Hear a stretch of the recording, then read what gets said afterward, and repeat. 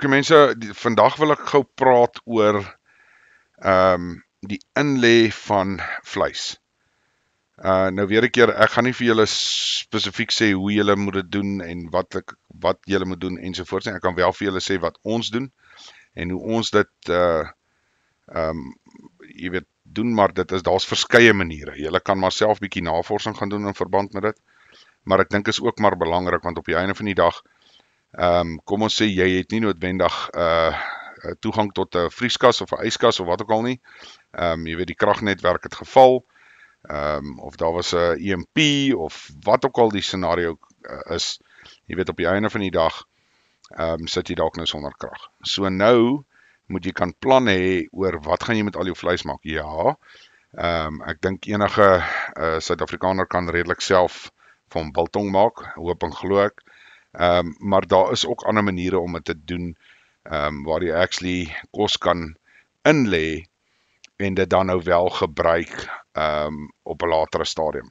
En die inlê proses wat jy doen is maar dieselfde wat jy doen in as jy groente of vrugte sal inlê. Ek gaan soos ek sê, daar's verskillende maniere hoe jy dit kan doen, maar ek kan nou wel vir julle sê waarna ons al gekyk het. Is byvoorbeeld as jy jou vleis vat en jy het nou maar hier dit verwerk, of dit nou vleis met 'n bietjie vet in is ensovoorts, en jy gaan en jy sit dit basies binne in jou camfruit bottel, en dan word die camfruit bottel toegemaak en dan word hy gekook in warm water in sy eie souse. So ek hoop julle verstaan waarvan ek praat. So die vleis word nie gekook en dan gebottel nie, dit word gekook binne in die bottel. En dan as die bottel, soos wat die mense wat nou al verstaan van inlê, wat jy wil hê as jy die bottel uithaal, dan staan hy nou, en sodra daai bottel afkoel, dan slaan daai prop terug, wat beteken hy is nou geseël. Dan weet jy, daai vleis is nou reg om te gaan staan in 'n donker plek, en jy kan redelik lank nog daarna van dit eet. Belangrike konsep weer, mense, daar's 'n variety van maniere, jy weet 'n groot verskeidenheid. So jy kan opeindig, daar's maniere om dit met sout te pekel en dan in te lê en. So julle moet maar self bietjie navorsing gaan doen en dit self probeer. Dis iets wat julle by die huis kan probeer. En dan van daar af kan julle altyd gaan toets. Wat werk vir julle? Wat is die eenvoudigste manier? Wat is die lekkerste manier? Hoe kan julle die vleis, wat prefereer die langste? Is dit dat jy argumente onthaalwe, jy weet, as jy nou hoender prefereer maksimum vir 6 maande, dan word dit nie meer, dan is dit nie meer lekker nie.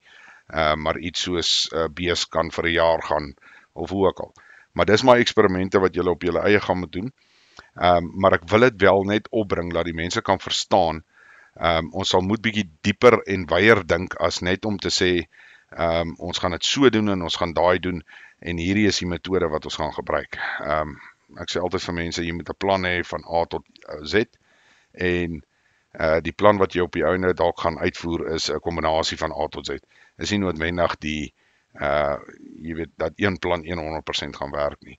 So mens moet maar daai in jou gedagte gaan kry, en soos ek altyd maar ook sê, oefen nou al, moenie wag tot die dag en dan wil jy dit nou probeer doen nie. Soos ek sê, daar's baie video's waar jy dan gaan kyk, resepte ensovoorts, oor hoe om dit te doen, wat om te gebruik, en kyk wat werk vir julle. Dit is maar eintlik die belangrikste, want dit help nie, jy wil dit noodwendig weer 'n keer in daai situasie oefen nie. Gaan nou, oefen dit nou. Jy weet, jy kan van hierdie kleiner camfruit botteltjies vat, so dis nie baie vleis nie. Jy weet, en jy kan so toets doen, en proe dit. Jy weet, dalk is dit baie lekker, en jy het dalk 'n manier om baie van jou voedsel te stoor, sonder dat jy hoef te sukkel. So, mense, ja, so dit is maar net iets waarna ek wou geraak het. Ek dink die meeste mense ken van die inlê van gewone, jy weet, jou gewone kos van perskus af reg deur tot hoe om tomatiesous te maak, of tamatie en eie sous. Al hierdie goed kan jy inlê, wat dan kan staan vir langer periodes, ensovoorts. Die enigste ding wat ek wil byvoeg op dit is, mense, ek weet baie keer in die prepping gemeenskap het ons die geneigheid om goeders op te gaar soos plastiek bottels en sulke goed, want daar kan altyd 'n funksie wees vir die goed. Maar ek wil regtig 'n beroep doen op mense dat julle glasbottels, as julle dit kan vat en dit gaan stoor op 'n veiliger plek of 'n veiliger gebied, as jy weet, sê nou maar daar is jou eerste stop of wat ook al. Probeer dit maar doen. En as ek sê glasbottels, hoef dit nie alles camfruitbottels te wees nie.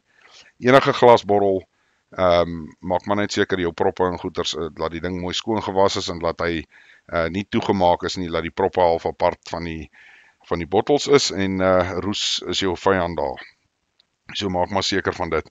Want dit is nogal belangrik, want op die einde van die dag, hierdie tipe goeders is, ek dink wat ons gaan moet in belê vir die toekoms, en glas is nou maar net beter, hy kan mooi skoongemaak word ensovoorts. Okay mense, dis dit vir vandag. Lekker dag, ons praat môre weer.